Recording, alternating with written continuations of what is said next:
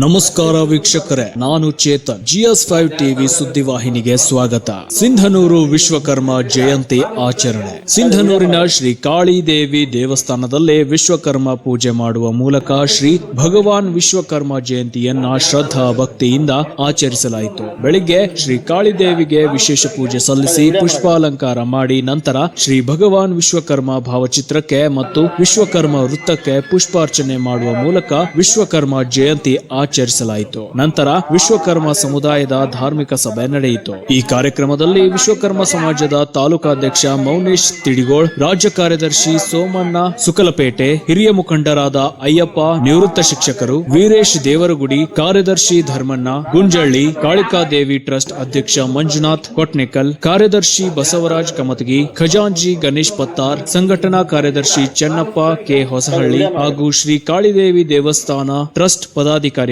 ತಾಲೂಕಾ ವಿಶ್ವಕರ್ಮ ಸಮಾಜದ ಪದಾಧಿಕಾರಿಗಳು, ಸುತ್ತಮುತ್ತಲಿನ ಹೋಬಳಿ ಗ್ರಾಮಗಳ ವಿಶ್ವಕರ್ಮ ಮುಖಂಡರಿದ್ದರು. Bureau report Gangadhar S Shiragavi, GS5 TV Kannada news, Sindhanur.